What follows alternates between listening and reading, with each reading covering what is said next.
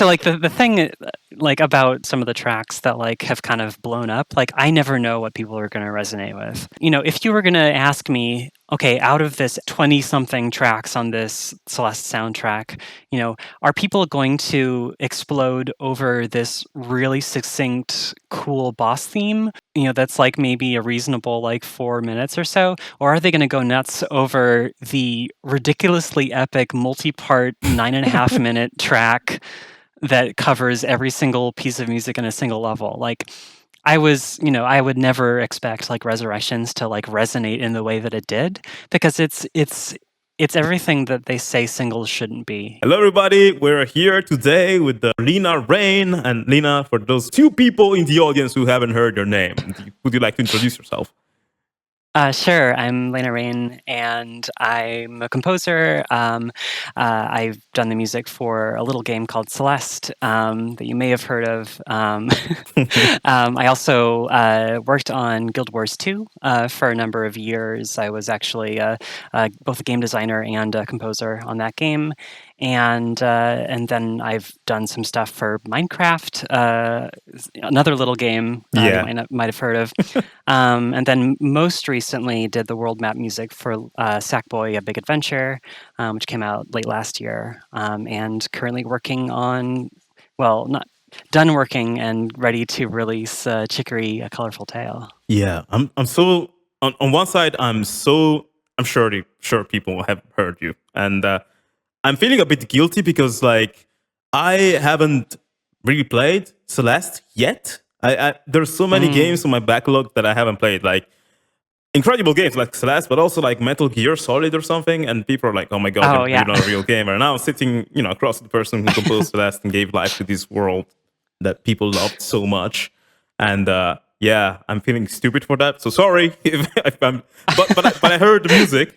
And I'm so very impressed with you also you sent me the soundtrack to Chicory, and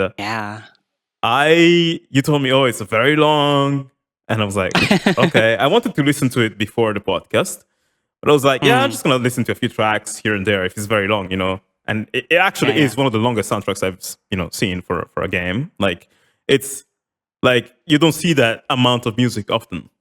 Especially, is it like an indie game or is it like a AAA? Like I don't. It's indie. Oh yeah, it's super indie. It's it's like the core team is like 5 or 6 people. That's basically insane. Like when I judge games by their music a lot, as people know, and when I see that, I saw the soundtrack of Chicory, I'm like, whoa. And when I listened to it all. I couldn't stop. Awesome. I couldn't stop listening to it. And wow. There's many tracks that really took me by surprise. And I think when the game comes out, there's going to be an obligatory video from my part, because I already noticed certain things, like some funny things you put in there. Like I'm not going to mention them here, but I'm going to just say one track title. I'm going to tell you my favorites, which ones they are. So just can I say the titles? Is this fine? It depends on when this is coming out. All right. Okay. So, then, oh God. Okay. I'm not going to mention the title. I'm just going to say there's one track specifically whose name is is a phrase spelled backwards. Oh, yeah. And I see what you did there. I'm just going to say, I see what you did there. So it's an amazing soundtrack. It's very varied. And it's, the thing I like a lot about it is that it has a lot of personality, and cool. Like it has character, and it has some fun things that you don't hear often in like music in Western games, especially. One thing that I notice a lot in your music is like I've heard Celeste, I've heard like Pigstep, also the cover with Instant Rain was so fucking amazing. Oh, that was so fun. Yeah, and I noticed in your music you tend to use like a lot of like synthesizers, but especially seems like you have a passion for detuned sounds in a way. And also you're a master of light. Like your tracks sound incredibly happy sometimes, but also they can sound incredibly dark as well. So I'm wondering, like usually like composers and musicians, like they choose one side. I'm gonna be a warrior of Mhm. light, I'm gonna be a warrior of darkness. They don't do both, but you're able to do both. How, like, what is that? Like, how is that? Where do you think your artistic persona came from? Well, first off, I'm a red mage main, Okay, so there we go. uh, no, I love contrast. Like that's kind of one of my biggest things in writing music is I love to show contrast in instrumentation and moods and styles and those sorts of things, but then also just in um, sort of breaking expectations. Like I never want to like fall into a certain hole and stay there. I always want to climb out. I want to like find new holes. I want to fly into the sky. I want to do all these things that are not like expected of me. And so that kind of, that goes into like everything in my life, but then also, musically as well. I love just exploring everything. That's pretty amazing. So that's the thing that moved you. So like, yeah, that's interesting because I think as artists nowadays we live in in an environment where people always constantly try to put you in a box, not necessarily out of Oh yeah. malice, but to like understand Hmm. you more. And so you're like, oh yeah, Yeah. you're Yeah. Lena Raine, so you're this type of composer. You work on this type of games, and you're actually trying to like fight against that in a way and be like, hey, no, I'm. Oh, totally. That's amazing. That's were you always like that, or is this something that you've grown to develop as you? I think so. Yeah. Like it was definitely a challenge. Like especially when I've been like trying to find jobs. Um, it's always the challenge, right? Like, Yeah. of trying to define yourself as an artist, but then also like meet the needs of people that are going to give you money.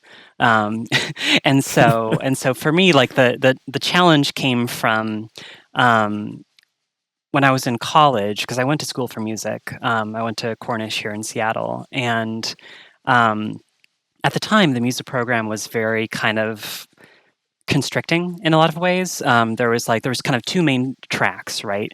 There was the jazz track, and then there was the classical track, and those were kind of like the two modes you could exist in Mm. as a composer, or even as a performer when you were studying there. And I wanted to do everything, so I basically took courses from the jazz track. I took courses from the classical track, and I studied music from around the world. Like we had a professor there that he led a Balinese gamelan ensemble here Okay, interesting. in Seattle, and so I studied some of that. Like they had a lot of performances at the college, and so I was trying to like dip my toe into as many pools as I could while I was studying, Hmm. so I could just kind of I because I grew up with JRPG soundtracks, and especially like with someone like Nobuo Uematsu, like who is a master of Yeah. defying genres, and even coming up with his own genres. Sort of defining, what is battle music, what is victory music, what is a town theme. Mm. Those were all kind of like staples of JRPGs that he basically created, and so I grew up, with that as sort of like my basis of knowledge in music, and so when I was going into college, like I wanted to learn how to write all those things better that I'd grown up hearing in video games, and classical music alone wasn't doing it. Jazz music alone wasn't doing it. So Hmm. like I needed to pull from all of these different sources to try and grow as a composer. And so it was interesting because in my education, like we were trying, everyone was sort of trying to like figure out who I was as a Yeah. composer and pair me with a mentor or do all these things to be like, oh, here's how we're going to help Lena grow. Um, and, ultimately I got paired with this, a mentor there basically that just kind of let me do whatever I wanted to. Oh, And that's he was great. just like, just write things, and then I would burn CDs of what I wrote and play it for him, and he's like, yeah, that's great, like just keep doing that. That's awesome. So that was a very long sort of backstory to like No, this going to this is why we're here. Like we want to hear you yeah. talk. So don't worry at all. For sure. And so that's basically a big preface to when I got out of college and I was like, okay, now what do I do? Now how do I get a job? How do I get people to pay me to write music? Um, it was difficult because I graduated in 2006, so this was like right around the height of the PS2 transitioning to the PS3. Hmm. The PS3 was just coming out, and everyone wanted to sound like Hollywood. Everyone wanted to sound like Call of Duty. Not in a disparaging way, but it was it was kind of like that was what everyone was looking for in Yeah. AAA video games. And I was so not that. I was doing my own thing. I was writing like chamber music. I was writing piano works. I was experimenting with synths a bit. And so I had just some weird stuff on my demo reel, and like I sent them around. This was of course in the age of physical CDs and sending those to like actual studios. Uh-huh. And and I heard stories from audio directors at companies where they got like just every day they would get just tons and tons of CDs from aspiring composers, and they would just kind of put them in a box because they had no way of listening to everything. It's just Mm. like it felt like a lost cause. So I just kind of throwing stuff at the wall, and nothing was really sticking then. Sounds tough, actually. It sounds very difficult. Yeah, yeah, and the one thing that stuck actually that was kind of interesting was I went to GDC one year. I think it was 2007 or 2008. Sometime after I'd graduated, and I'd been writing this sort of like suite of piano pieces, pieces for two pianos, and I eventually released that as an album called Acoustic Collection. That and a number of other things that I'd written. And I had a piece as part of that, and I was rooming. I was in a hotel with a composer friend of mine, Hmm. and so I was just playing some music for him. Like I wasn't even planning on like showing my music around anywhere at GDC, but he heard this piano piece and he's like, "You got to play this. You got to play it. Just this piece. Just play this whole piece. For like a demo derby sort of thing." And so I went there and I played it. And this was in the midst of all of these like big kind of like Hollywood orchestral. thundering action cues Yeah. stuff, and suddenly there was just like this little piano waltz that I wrote, very delicate stuff, and everyone was just kind of like this moment of silence afterwards, and then I was just like, Wow. that was beautiful, and I was just like, oh yay, like finally I kind of got through that wall of attention to like kind of get noticed. I didn't Finally, get a you job did. from it, but Yeah. Finally, I think that there's some wisdom in that. Like, sometimes Mhm. when everybody's screaming the same thing, like, oh, this is trendy, let me do the trend, and everybody's doing this genre of music, sometimes being the outlier that does the weird thing gets you the most attention. It's like, Yeah, in a yeah. weird way, like, now this is a negative example, like, but when you post something on YouTube and there's like 1,000 comments and there are like 999 are positive, but there's the one hate comment, the brain goes to the one hate comment because it's the Oh yeah. outlier, right? The same way, like Hmm. if you're the outlier in music, people might notice you more for that. Like, Hmm. even just for a Totally. brief instant, that gives you a lot of power. So how does the story go? I'm like, I want to hear the rest of the movie. Well, the rest of the movie is like a big like 7-year intermission, basically, where I didn't get any jobs for the longest time, and I just kind of I wanted to just keep writing music, casually, and then just get into the game industry somehow. Hmm. So I got into QA. I was my first like actual like not salary, but it was full time contract Hmm. position was actually at Nintendo of America, doing because I lived here Damn. in Seattle, so I was just across the water from Redmond, where Nintendo of America is, and so through like a contract company, basically started working in their certification department. How did that feel? Like, hey, my Doing first job is at Nintendo, like the company that makes. I suppose you grew up like probably with the Yeah. Game Boy and everything, like everyone, right? You used to play Final Oh Fantasy. yeah, totally. Oh yeah, no, I would play Metroid 2 on my Game Boy in the living How room, did that basically. feel? Like, what the hell? It was surreal. Funny enough, it wasn't actually my first time on the campus though, because when I was in middle school, are you familiar with DigiPen? So the university is sort of like a very specific game university that's at Nintendo's Redmond campus. Wow. Okay, they have a university, like the Nintendo University. It's not really Nintendo. It's but they're affiliated with Oh, Nintendo. that's cool. I'm not sure like how they're doing these days, but Digipen, it's it's kind of like reputation is kind of left and right. It's like Hmm. who knows if you can actually get a job from there. But it's there's a lot of really cool people working there, sort of teaching about game design and those sorts of things. Um, and so they did like summer classes that you could go to like middle school or high school or whenever. And so in middle school, I actually went to like a summer class at DigiPen of how to program and then also how to do 3D animation. So Wow. like I'd kind of been in that general area before, and so I was flashing back to like when I was way younger, when I like my first day at the Nintendo campus, and so I was like, oh, it's like in the middle of a forest, basically. Hmm. It's a really kind of it feels weirdly magical, Sounds even like though an it's anime like thing, you know. so like it's half that and half like oh this is literally in the middle of like Microsoft's Redmond like compound basically. So it's like it's a forest, but it's also like a corporate Wow, like corporate office parks everywhere. that's interesting. But yeah, so it was definitely surreal because like they've got the Nintendo store there, so you can get all like the first party merchandise stuff and all that. It Damn. was yeah, it was definitely an experience. It seems like Uh, I'm noticing like a constant in your life of being like drawn to art, like to creation, like hey, programming, 3D modeling. I've also seen mm, in the questions, like later we're gonna do fan questions. Someone mentioned that you wrote a novel oh yeah, and you were, you work on Guild Wars as a designer first, and then music. So there's like this mm, relentless like pursuit of art, and also you always like close to video games. So are those like mm. art and video games your two biggest passions? Like how did you develop those? Like why was there was there ever this desire of being like making art in your life? Like is there a reason?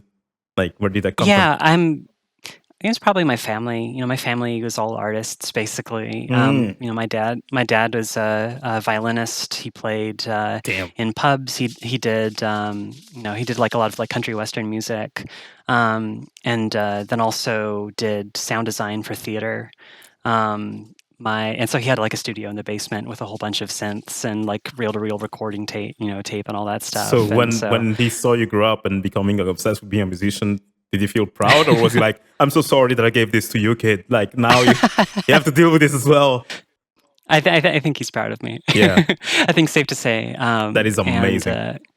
lots of love for all of the support that he had on my upbringing, Yeah. to give me these opportunities to like play around with a studio, even know what a studio was like before even getting into high school.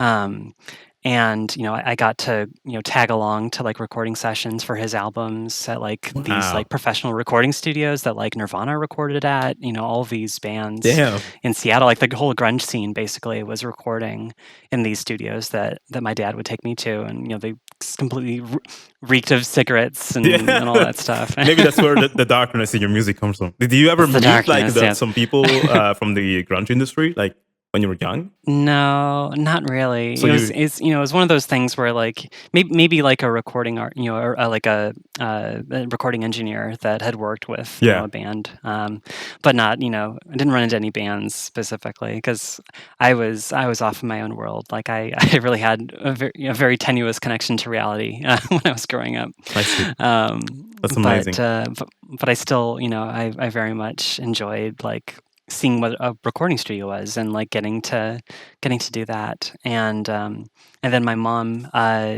she did modern dance, did taught dance to kids, and has been sort of Wow. an educator artist throughout my life. And so yeah, like it's just been a really creative family That's amazing. growing up. Do you have like siblings too? Yeah, my sister, they're a dancer as well. Okay, So so it's really in the yeah, family. Like no one yeah, escaped it. Wow. I also yeah. I No, also have it's like my dad is mm, back. Like my parents are from Congo. There's two Congos. There's Congo Brazzaville and Congo Democratic mm, Republic. The Congo Brazzaville is the yeah. smallest, and the one from my parents. And my dad used to like he has his rebel years when he stopped going to Oh, school, and stopped listening Yeah, to his yeah. father and started a band. And then they recorded this album, and it was never published. So he saw that as a Mm, failure, and he got back to listen to his dad and went to school. And then mm, he got to university, and then he made it big in life. My dad was he's a very successful man, and so he obviously thinks that he's thought that was right at anything. And when he saw that I was like, hey, I'm quitting school to pursue this career in music and become a composer, even though I don't have any experience. When I started in 2013, I didn't have any experience at all, no knowledge of instruments, mm. right? But I had this desire, and I saw people like, hey, there's all these composers and producers coming out of nowhere, and they're good, and they're making it. Maybe I can make it as Yeah. well. So I'm gonna do it. I told the world. And my dad, when he heard that, I'm like, oh, I've done that. Been there, done that. I failed, so I know you're gonna fail as well. So No. yeah, it was like that. But I'm Yeah. also stubborn as he is. So I was like, yeah, I'm gonna prove you wrong, and eventually I Yeah. did. But yeah, I think this thing of Awesome. like the musician thing, yeah, it does run Mm. in the family because also my sister is she's a DJ. Sometimes she DJs in clubs, in her free Oh, time or something. awesome. So Yeah, yeah. it's always great to see. I think everybody can be like artistic. Everybody is actually, because in my mind, many of the things humans do, like even like cooking, is art.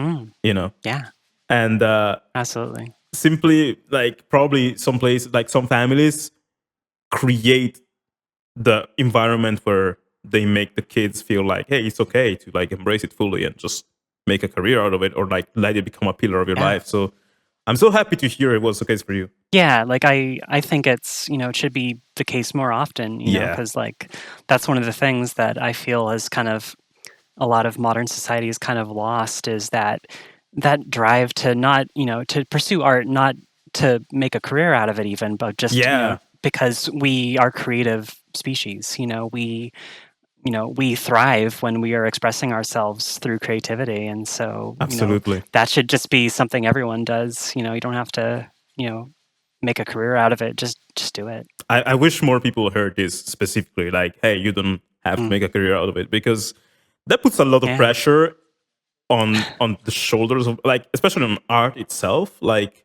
when you ask your art to sustain you financially, the relationship you have with it can change. And some people Oh, are very totally. empowered by it. They're like, this is a challenge. Like me, if I feel Hmm. challenged, I am more creative. If I feel complacent, like I feel like I got this, that's where I get complacent, and I'm very scared of that. But other people, they need to have like chill. And Yeah. so Yeah. Yeah. For me, like my biggest challenge is like trying to trying to just enjoy something without trying to like make it, another part of my career, right? yeah, oh my god. It's like, because I love writing. We were talking about the novel thing, just in passing, but like, I love to write, and it's so challenging to like feel like I can just write something and just put it out there and not Not care. care, not care, just like not try to like market it or Yeah. anything. It's just Or like, even this is or a even thing the I did. thought of like doing it and not sharing it is like, ah. Yeah.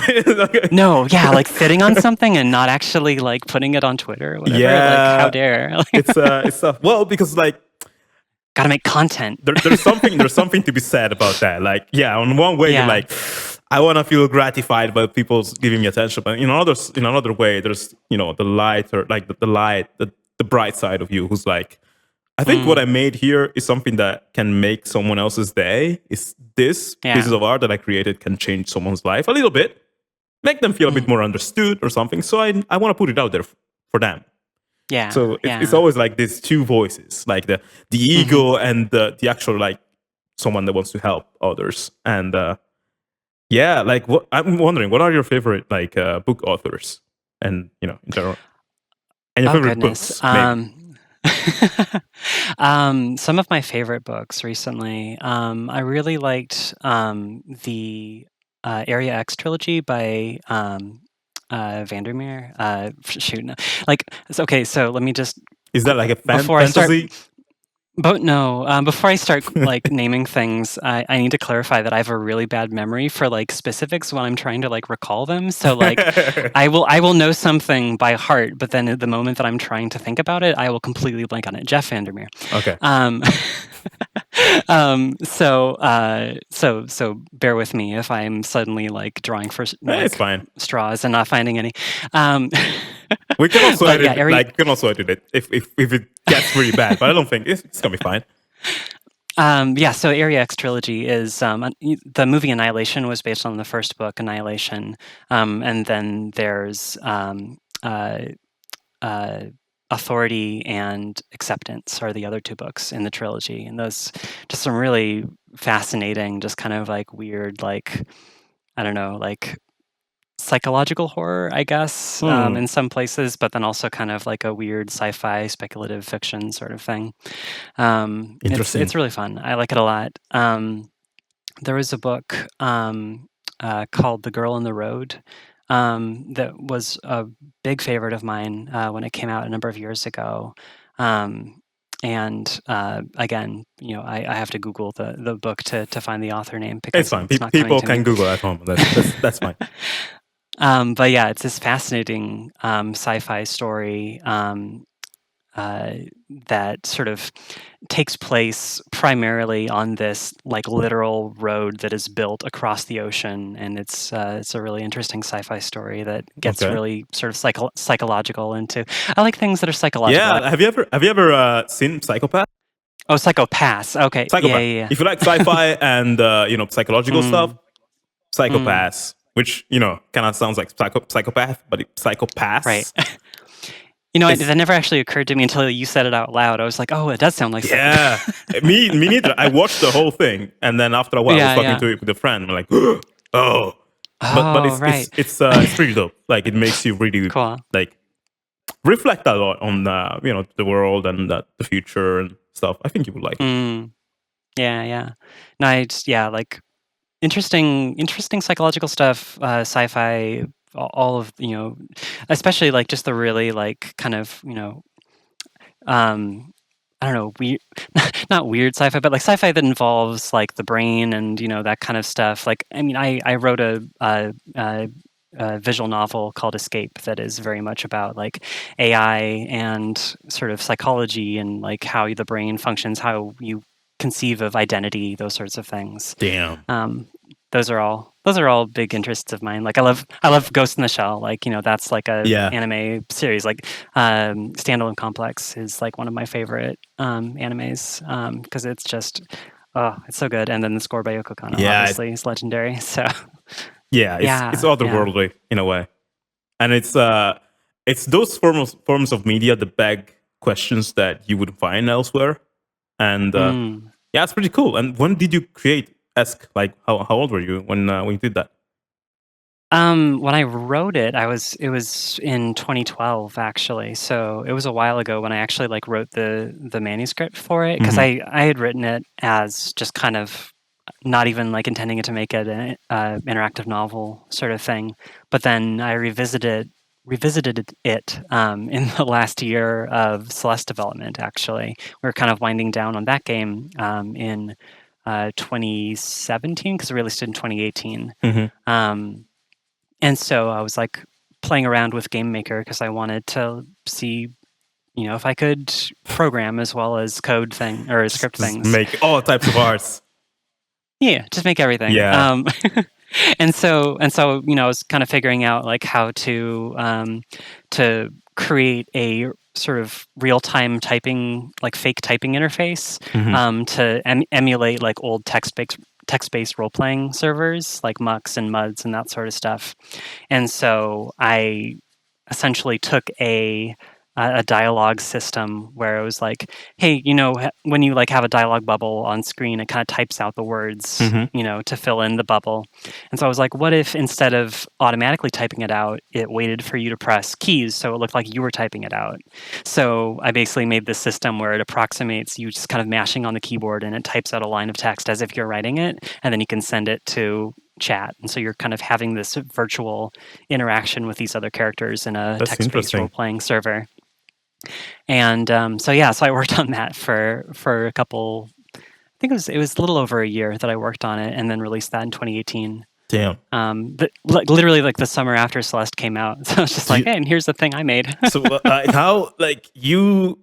Wow, like when I hear of people like you, I'm like, wow, that's so interesting. It must be like the way that you see the world and live your days must be so like interesting and peculiar and intriguing and never boring Mm. in a way, because like it seems like you're busy with stuff all the time, and when you get done with one big project, like, yeah, now I want to relax by creating this like, text-based RPG. And it's like That's what literally, where I'm at right now, where what it's does like I've got all these projects. I don't have time to do any like of my personal projects. yeah So when I'm done with the big projects that I'm, being paid for, then I'm going to do my own. what does a day It's in the life of Lena Raine look like? Like, do you have like a daily uh, routine, or yeah?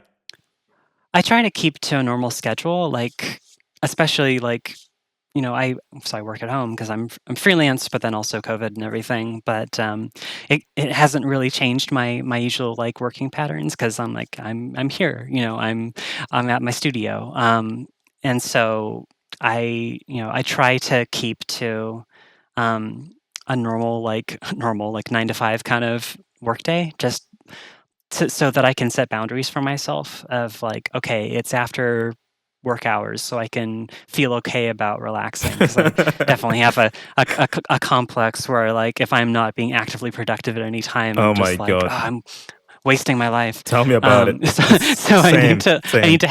need to have a cutoff point where I'm like, okay, it's after I finished all my work. It's after a certain time, whatever it is. Like I can relax. I can play this game. I can not Do have you have to some like. rituals like and that's Mm, like that's precious, by the way, for anyone listening who's mm, self-employed. yeah, Please do that. Like, please give yourself some boundaries and like some time in the day where you're like, okay, now I can relax. And yeah, because if you don't, you might feel like, yeah, I'm productive every day, all day, at all hours, but then you're gonna burn out, and it's gonna oh bite you yeah, in the ass. It's gonna suck. I've been there, done yeah, that. Nowadays, like I'm trying to do the same when it's evening from 6. I try to be like, okay, now it's time to stop working.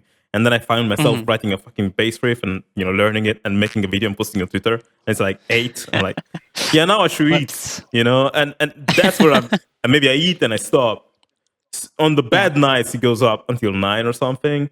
But yeah, sometimes now I'm in a relationship and my girlfriend wants attention, as right. girlfriends do, and that's a good thing, because in a way, that's a reminder for me to be like, hey, I also need to remember to be a human and not just someone who works. Yeah, So I'm gonna spend time with her, totally. and that's good. I felt that I'm more creative and stuff, and it's better. But I was wondering if you, like, when you work, if you have some practices, like do you put your phone away, or do you use some, I don't know, some timers or something like that, or are you just disciplined to the point where nothing distracts you ever? I should. No, I'm not super disciplined in that. Like I'll get distracted all the time, but I usually like if I'm.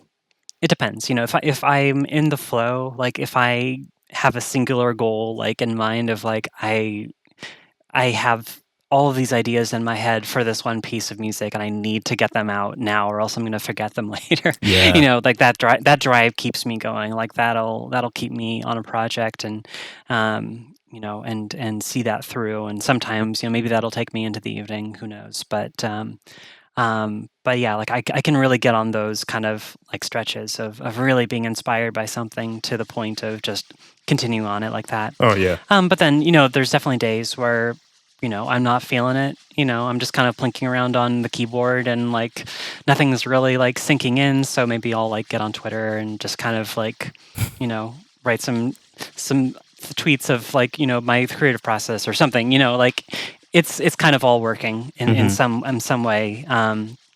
And I try not to get too down on myself of getting distracted when I do, because like ultimately like I can't be 100% all the time. Like I can't. It's unrealistic for me to feel like I need to like churn out a certain number of pieces or hours or minutes or whatever it is per day, um, because if I'm really feeling inspired, like I'm just going to do it. And if I'm not, then, I don't want to force it. I don't want to like force out something that I'm going to look back on and be like, well, that was a big Yeah. fart, whatever. Like, Yeah. And sometimes And I do. Like, yeah. sometimes I have to do that just, to kind of to get through a draft maybe. And I'll post it to the developers that I'm working with and be like, hey, so FYI, I'm not super feeling this, but like if y'all have any comments about it, like let me know. And maybe sometimes feedback can help me push past a barrier on something, or sleeping on it, coming back in the morning and kind of listening to it with fresh ears and be like, oh, I get it now. Like I get where I'm trying to go with this piece, and I'll get back to it. Sometimes I have that feeling, and I'm like, I go to bed, I'm like, please be better tomorrow. Like this piece that I left there, please let it be good in the morning, And then I wake up and I listen to it, I'm like, no, still sucks. Did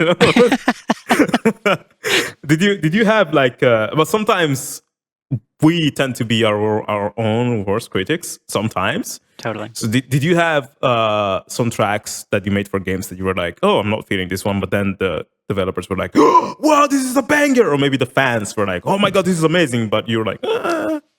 Were there some tracks like that in the games that you worked on? Can you name a few? Yeah, I'm just trying to think. Resurrections. No, I'm just kidding. Well, so like the thing like about like specifically that, but then also some of the tracks that like have kind of blown up, like I never know what people are going to resonate with. I never know. Like, if you were going to ask me, okay, out of this hour and 40 minutes of music, these 20 something tracks on this Celeste soundtrack, are people going to explode over this really succinct, cool boss theme? That's like maybe a reasonable like 4 minutes or so, or are they going to go nuts over the ridiculously epic multi-part 9.5 minute track that covers every single piece of music in a single level? Like I would never expect like Resurrections to like resonate in the way that it did, because it's everything that they say singles shouldn't be, like it's Yeah. it's a weird thing. But I think like when you think of Resurrections, like even when I listened to it, that was the first piece of music I ever listened from you a few years ago.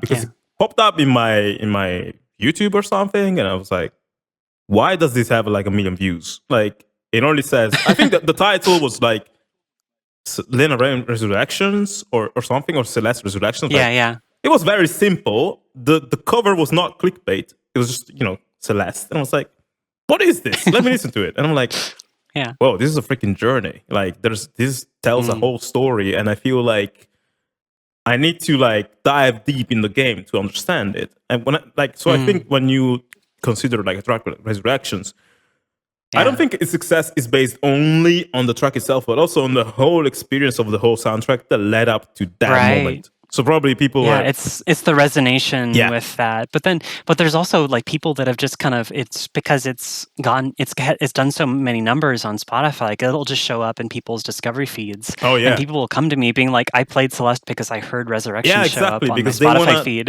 It tells a story, and you want to understand it. It's so mysterious, and it's so like relatable. That's one thing I found in your music. It's relatable. Cool. Yeah, like that's one thing that really like I took to heart, I think, about like the response to both Celeste and then also Resurrections, was like, it was kind of a validation of like I don't need to think about what is like the most clickable thing, It was like if I write something genuine and cool, like people are just going to dig it. And that was the best kind of validation I could hope for. And so like since then, like I've not really felt like I need to present things in a certain way other than like what I feel resonates with me, and hopefully that resonates with other people too. You have a very positive and kind mindset, I think, about like it's rare for me or for anybody actually to go on Twitter or see a Twitter account that just has good vibes. But with you, I've noticed that. I'm like, whoa, that's also why I wanted to talk with you. You seem like a very singular person in this wave, like this universe of like sometimes like negative voices or something like this. And again, it's not like you're just, oh, everything is beautiful and blah blah. No, because like in your music, again, you're a master of light and you're a master of darkness. So it Mm. seems to me you're aware of both sides of life, but you choose light or you choose kindness and stuff like that. That's very nice to see. Like, was that something you always had because of your Mm. upbringing or something, or is it something you learned on the way throughout your Mm. life? Well, first off, that means a lot to hear. It's definitely something that I try to embody. Is because there's enough negativity on the internet. Yeah. You don't need that. And it's definitely something where like I feel like I've kind of been on the bad end of negativity a lot, and so I try to, it's that kind of classic thing of like treat others like you would want to be treated. Like I try to put, myself out on the internet and Twitter and everything as, you know, how I would want to be treated if I was, on the receiving end of whatever it is, Hmm. and it's kind of an interesting thing, especially as you get a bigger audience, and I've over the past couple of years, like my following or whatever on Twitter has kind of exploded to a surprising degree just because of all the projects that I've worked on. Hmm.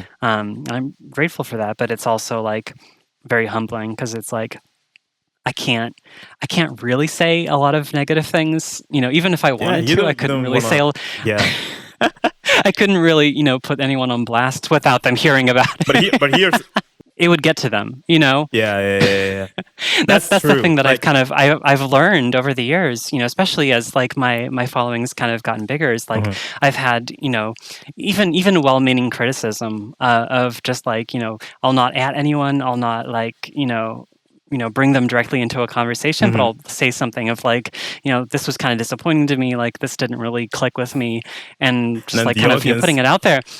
Well, gets and the then the pitchforks. audience is, it's not even that. It's like, some people will be like, yeah, cool, whatever. But then the person that I'm actually talking about will find that and they'll be like, oh, no, I'm like, I understand. Like, thank you for the criticism. I'm just like, no, I wasn't actually like trying to talk to you specifically. Yeah. But like, I have to realize like anything that I put out there is going to get to the person that I'm talking about. So, Yes.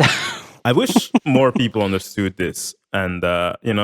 it's like it's very easy on the internet to just not consider or not appreciate the fact that there's Hmm. humans on the other side of the screen, not numbers I and mean, digits, and yeah, I mean, people, especially with, I mean, Twitter is, obviously like the biggest yeah, aggregator of that. But like, there's so many people that don't realize that, like, including someone's at in anything means they're going to look at it. Like, they're going to put their eyes on it, even yeah, if they don't really want to. Like, and so, like, I'll see just kind of like random garbage show up in my mentions, just kind of like, if something is going like viral or whatever, like, it'll kind of like flick through there or whatever, and I'll like scroll back through and it's like, wait, what? yeah. What was that?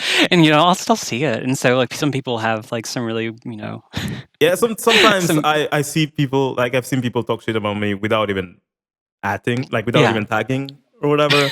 And like Yeah. Yeah. I don't really care. Because like one quote that I like is from Theodore Roosevelt, which is like the man in the Mm, arena. Like, it's not the critic who counts, the one who's sitting and watching the show, and from the comfort of his seats. It's the men or women in the arena who are doing the fight along with you, the ones who know the struggle, whose opinion truly matters. And when you see hate mm, on the internet, often it comes from people who don't even care to put an avatar with their own picture or photo or right. something, because they try to be anonymous, they have no name. So it's often from people just watching and not doing the fight of like putting yourself out there. So I Yeah, and it was one of those things where I kind of like I realized, very quickly with a lot, especially as I get like a lot of a younger following, like with various projects. Like a lot of people are like they're in school, they have like maybe like yeah 50 followers, and they're all their like buddies, and they just all they use Twitter for is just talking to each other, and like it doesn't matter if they at some famous person because they think that they'll never see it, they're just chatting with their friends, yeah and exactly. obviously they should have, good etiquette online and everything. Yeah, Like but they should we've be all been a good young. human being. Everybody, like, surely I've posted stupid shit when I was young or something. I don't Oh, remember like absolutely. bringing people down or anything. But Yeah, but you're young. the problem now is that it's everything is kept in posterity. It'll never get erased from Twitter. Yeah, but the thing that gets to me is when someone who knows, like someone who is in the Yeah. arena, someone who is a Yeah. creator, Yeah, is that's when like it. hates, and I'm like, sometimes it's even someone like Come on. I'm not gonna make names, but there was this composer that I really like their music, and one day I find a tweet where they posted like a screenshot of one of my videos, like when I make reactions to. No, it was a video where I was like, how to write a Final Fantasy VII remake boss theme in 5 minutes. In 5 minutes is like the clickbait title. It's not like I wrote it in 5 minutes. It's like, the edited down. Explained in Thing, 5 minutes, and it also said it in the description of the video and in the beginning of the video itself. But this person screenshotted the title and the thumbnail, and then posted on Twitter saying, "This is insulting. How dare he insinuate that you can write FS7 remake boss track in 5 minutes?" And I was like, man, I've been preaching my love for Final Fantasy composers for like years on YouTube, even before I started making these like videos on this channel. And I was like, also, if you read the description, you're gonna find that 5 minutes refers to the duration of the video, not the fact of in 5 minutes. That's just how you do YouTube. And I was just, very pacifically being like, oh, like that's not what I meant. But it kind of was too late, because like, everybody in the replies, without even watching the video, made fun of me, or they call me names or something like this. So, and this is a composer whose music, I'm like, oh, this is very great. And when they saw the video and they saw I didn't really engage and didn't attack, I was just like, no, you misunderstood it completely. This is what the video is about. I love Final Fantasy music. And then he was like, he watched the video and was like, oh, I'm an asshole. And then he made a post to apologize. Okay. And everybody was like, oh, such a nice like resolution. And I'm like, yeah, but like I had this feeling of like, yeah, it's fine. You can misunderstand. That's okay. But the audience that was like, but you still did that in the first place. Yeah, like I don't see why people should do that. Even if I was that arrogant, I wasn't like, okay, if I was the arrogant to say, yeah, it's done in 5 minutes, I would be like, how the fuck dare you talk about Final Fantasy music like that? Because no, it's done in way more than 5 minutes. But at least watch the video.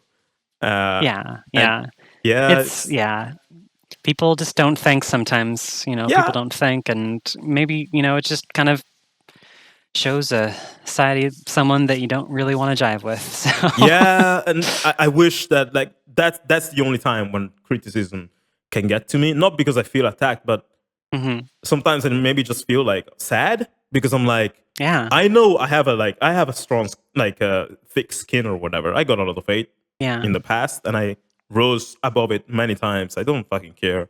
But I'm thinking, what if this person does this same thing to someone who actually doesn't have that thick skin? That's what gets me like riled up. I'm like, we need more love in the industry or something. We don't need like this level, because I know lots of people who will get discouraged and never post anything again. And like we don't need to tear each other down. Like that's not gonna make a better industry. Yeah, so I appreciate you for being very positive. Sorry, I went on a rant here.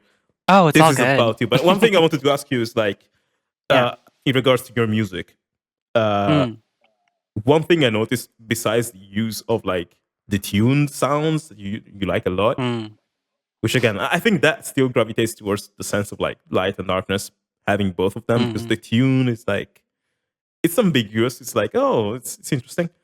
You also featured like some recurring melodies in your soundtracks, I've noticed. And you repurpose them in many different ways, which is very cool to hear. And I'm wondering, like, how much time do you usually take to like, what is your process to come up with a melody for a game? Like, oh, okay, this is gonna be the Chicory melody, this is gonna be a Celeste melody. Like, do you just sit down at the piano? Oh yeah, that was good, let me use it. Or do you like, what's the process? It's a very difficult, like intensive thing for me, because like when I write a theme, especially for a game, especially for like a huge game that has a lot of music, and I know it's going to be a very important theme for a game, like I want to write like I'll spend probably the most amount of time coming up with that theme, or at least considering it, because it needs to be versatile. Like, it needs to really have legs to stretch all over the entire soundtrack, basically. Um, and with, for example, like with Celeste, I didn't go into writing the whole soundtrack thinking like, okay, this first level is going to have the leitmotif for the entire game in it. But I did have the goal of like, I really wanted to write an extremely catchy 1-1 music, right? You have the classic like Mario Brothers 1-1, and that's used everywhere in the entire franchise, let alone the game. And I was like, I need to write something that stands up just as well as that does. And that was like the challenge to myself. And I was just like, this is very intimidating. But, because it had that vibe to it, right? Like the whole game kind of felt like it needed to be sort of, it's a story that's set within a Mario framework in a lot of ways. And so it took me like 2 tries, basically, like 2 like fully realized tries to kind of get to the point that I wrote that melody. The first one was the very first attempt that I wrote that track, and it was sort of a demo that didn't pan out. But I wrote it like really kind of upbeat and kind of like kind of felt like a Kirby tune in a lot of ways, where it's just kind of like this because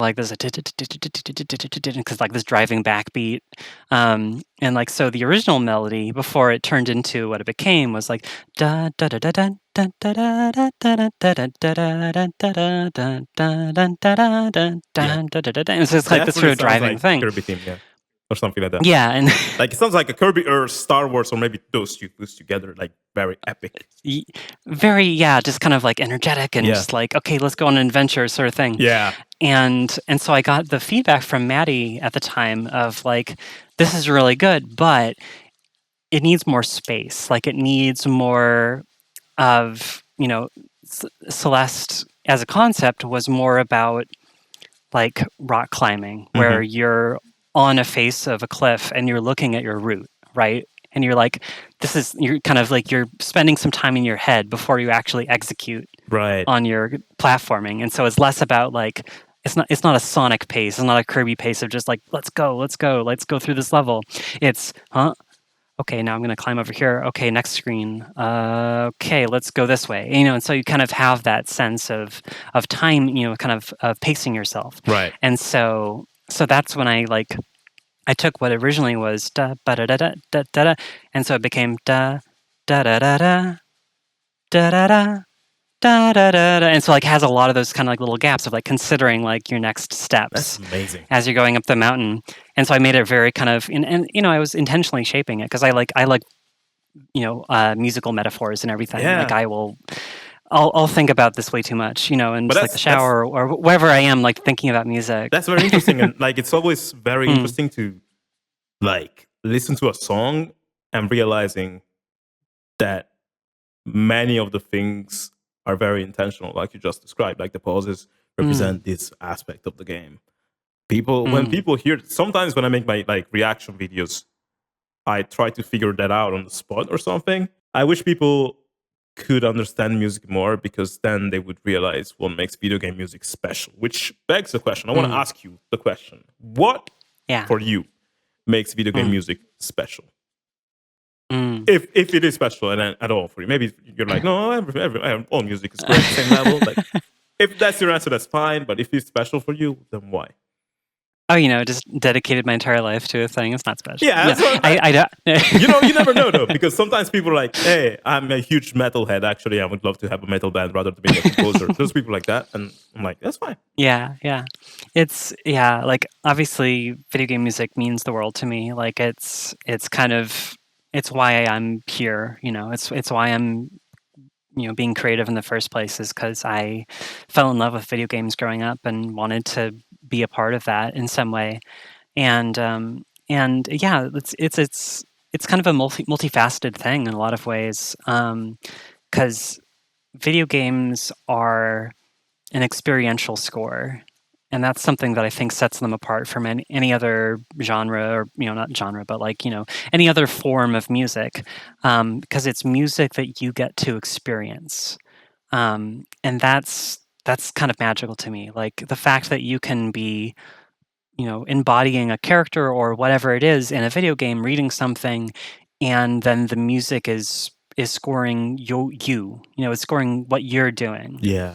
Um, and to a varying degree of complexity. Like it could just be, the stuff that I was playing when I was growing up, of like NES games, of playing Zelda 2 or something, and realizing, okay, well, I'm in this opening area and this music is playing, and then I go into a town and it changes music because I've entered a new area, and then I get to a battle screen and this music's playing. You're like, oh wow, all this music is changing around me, and like it's scoring what I'm doing, even if it's in a very rudimentary form. But then you get to like modern implementation of scores where it's like it literally feels like you have a whole suite of instruments around you scoring your actions.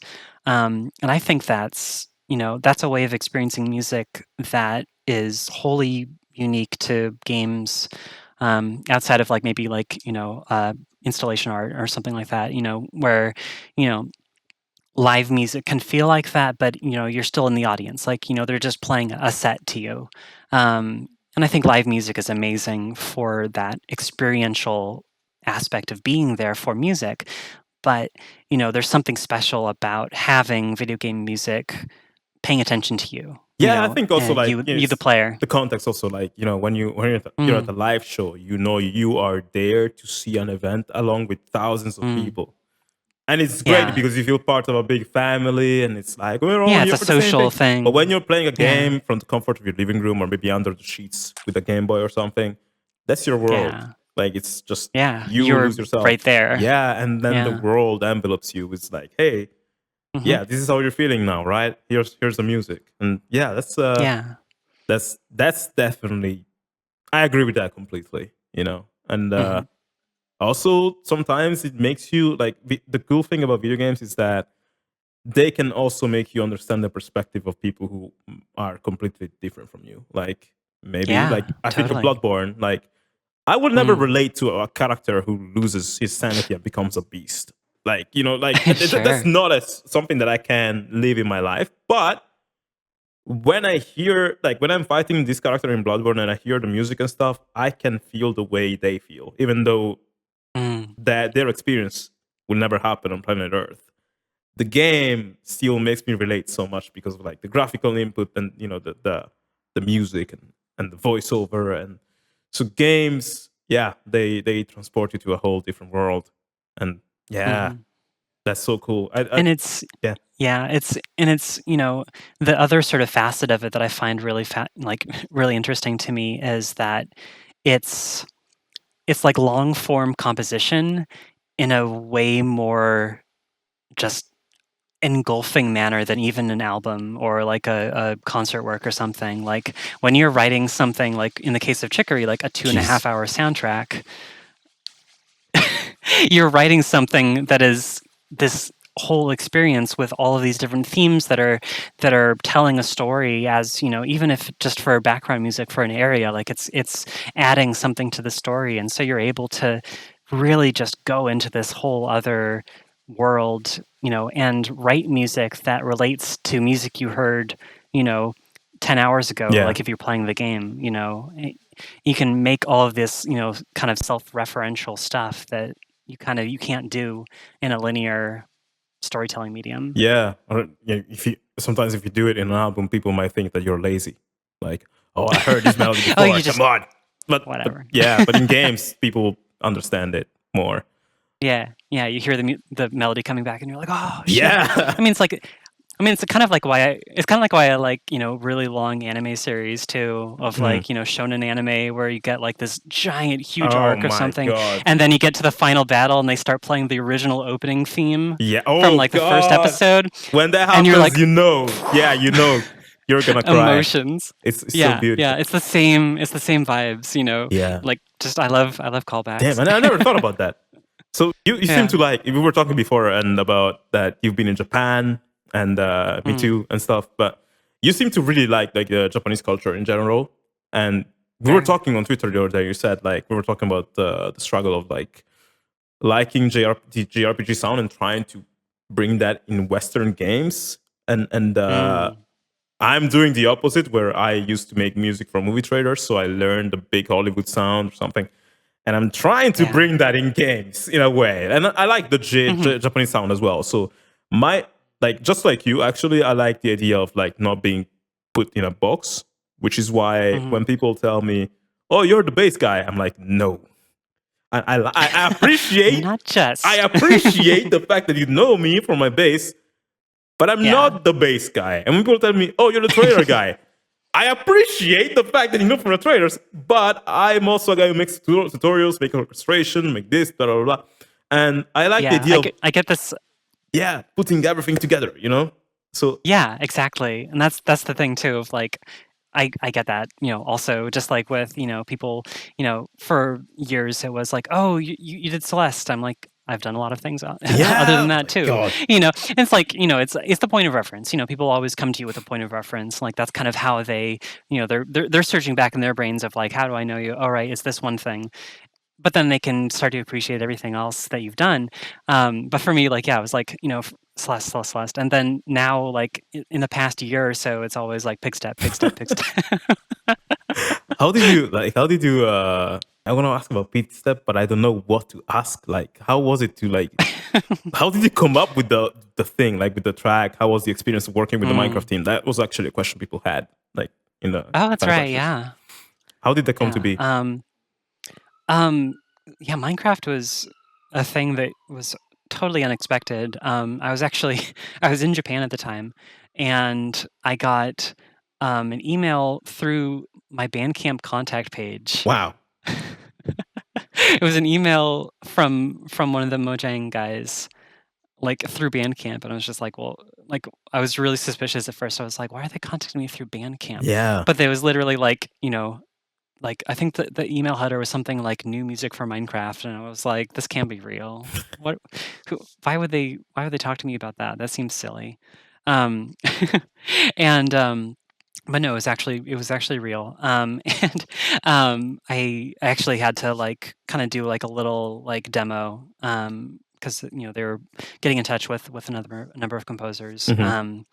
And so they really liked my stuff, and so I did what was the initial contract, which was writing stuff for the new Nether update, which was the new biomes in the Nether hell dimension, whatever area in Minecraft, and so I had finished all of that, and they were like, "So you know about discs, right?" And I was like, "Okay, yeah, I've played Minecraft." And so um, they were like, "Well, we want to include a new disc with this update. Do you want to just write something for that?" And I was like, "Sure." I have no idea what I'm going to write. So it was kind of like they handed me a blank slate, and they were like, "Write Just makes that. something." Wow. Anything. And I was just like, okay. And I think like one of the comments, like one of the suggestions they had, it was a weird, I wasn't sure if it was like a typo, like from a phone or something, but one of the like suggestions from one of the Mojang guys was maybe the piglins are really into like drum and pipe.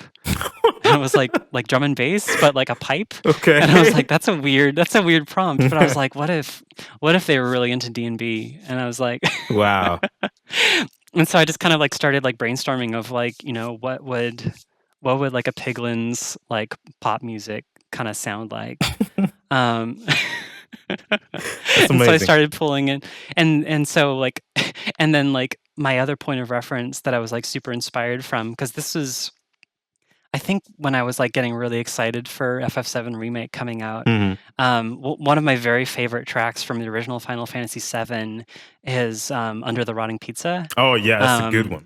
and so it has that really cool bass riff of doo doo doo doo, Hmm. and I was just like ever since I played that game, like when I was in high school, like that riff has stayed in the back of my mind, like constantly. I'm just like constantly thinking about that riff because it's so good. Yeah, And like, I love bass riffs. Like I love, bass stuff in general. Like I write a lot of electronic bass, electric bass, acoustic bass, whatever. Like I love to include bass stuff in my music. that's great. And and so I was just kind of playing around with synth bass sounds, and I found a preset that I modified a bit to get even beefier, even bigger and distorted and stuff. And so I just started like noodling around with like little bass riffs and stuff. And so came up with that like kind of sound. And I just was like, oh, this is cool. This is really neat. That's amazing. And so yeah, it was just like it's kind of started from that riff, and I just kind of started building up the track, and like that's just kind of how it goes. And I was just like, yeah, I'm just gonna build this Wow. fun track, and so just kind of wrote it like I would write a song, and just kind of just did that and sent it to the team, and they were like, this is great. This is what the piglets will listen to on the This is great, pop yeah. charts. That's Exactly. And then suddenly, you know, I don't know what the latest numbers are, but like on Spotify, it's something like 6 million or something. Yeah, I think it's your number one track. It's very cool. Like It's my number it's one. very Yeah. jazzy also in a way, like the melody that you put on there and stuff. It sounds sounds pretty amazing. Yeah. It's kind of Yeah, no, I mysterious. just really like wanted... it's different. Again, like your music is always like different. You cannot put it in a box, really. And yeah, I used a lot of Mellotron on that song. oh yeah, because it was something I noticed like in some of the other discs that C418 did. He used a lot of like some Mellotron sounds here and there, and so I was like, I want to put some Mellotron in this song. So it's kind of like the imperfect samples of other instruments, like a little kind of like shitty guitar sample, and some some like flutes and stuff. Like I love the Mellotron because it's just like it's the like one of the original samplers. It's really cool. I think like with your music, you're not like with the choice of sounds. Maybe you're not trying to be like super impressive. Like, hey, this is some cool shit right here, super quality. You're like, hey, this is something that I think is neat, and that's it. It's not like big orchestra, like it's just something I think is neat. I hope you appreciate, and it stands out for that reason. Yeah, it's something that is sort of like my approach to writing music in general is like, I don't need, not everything needs to be a certain way. Like there's a lot of people that are like, you have to record everything live or else you're not worth my time or whatever. Like, I say that in kind of like a weird negative way, but like there's a lot of people that will kind of come at especially modern video game music with that approach of like, if you're not recording everything live, then like, what are you even doing? Like it's kind of a weird, mindset, but like, I'm definitely of the opinion that like every sound has its place. And so I actually, sometimes like I'll make just kind of choices to like spite people in my own like little passive aggressive way. And so in Chicory, there's actually basically every possible configuration I could think of guitar in that soundtrack, ranging from Mellotron guitar, which is like a really shitty sampled guitar, to Super Nintendo sampled guitar, to my like modern sample library guitar, which is what I use across most of the soundtrack, and then also live guitar in a couple of tracks. So there's like every possible way of recording or sampling a guitar is in the soundtrack. Well, in some from way. what I heard, most of them, like all of them, actually sound great. There wasn't a single track that I was like, this isn't good. Like they were all like pretty great. There's some that I loved a lot, which I'm going to tell you after the podcast. That really stood out, but overall, it was a nice soundtrack to listen to back to back. Thank you. Yeah, I think that's the goal. Yeah, that's the goal. I think people are gonna lose their shit when they hear it, and I'm so excited. Certain tracks, especially certain tracks, I know they're gonna be like, "Wow, what is that? It's fresh, it's new." But yeah, I think we should probably do some fan questions. I don't want to keep you here too long. I don't know how much time left you have, but we've been here for an hour. So yeah, time flies. I'm really enjoying talking with you because there's so many things that we have in common. There's so many answers you gave that I was like, wow, this is exactly how I think. And it's like, or some answers are like surprising because maybe I don't think like that. I'm like, well, maybe I should, with like as what you said about like every instrument has its space, and it's like, oh, that sounds very kind. It's different from my approach of like, I need the biggest sound ever. I'm more like that, but maybe I should be a bit more like you. But yeah, let me see just my questions if there's something important that I forgot to ask. Yes, actually. Sure. About your Japan time. Yeah. I suppose this is related. Like, you got freaking the madman Yasunori Nishiki to write a remix for your album, Really Knowing. Yeah. How did that happen? Yeah. Like, how did you guys, meet and stuff? Mm.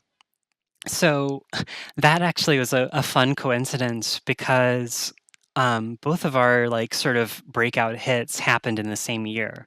Octopath Traveler came out in 2018, and so did Celeste, Mhm. and so we actually were we were nominated for a number of the same awards that year for like best soundtrack and for various publications or whatever. And I was a fan of Yasunori Nishiki's work Yeah, when I he's played the great. game, and somehow he had heard of Celeste, and I mean I say somehow like it's a very popular game apparently, Mhm. so. But he'd heard of the music, and so when uh, we were at the Gang Awards, the Game Audio Network Guild Awards.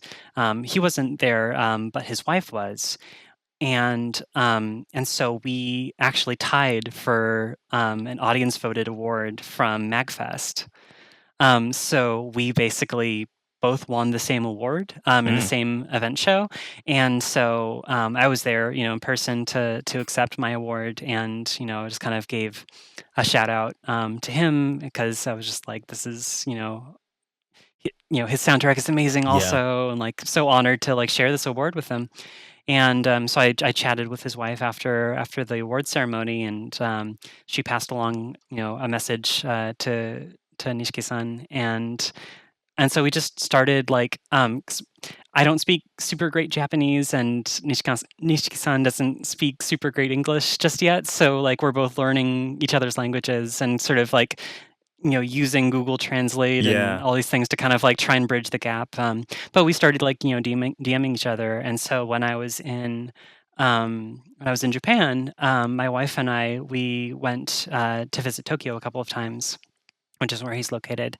And so we just ended up meeting up. He and his wife treated us to dinner, and we just, got on really well. And, his wife speaks English super well. And so we were able to like have this sort of connection there while That's I was awesome. visiting in Japan.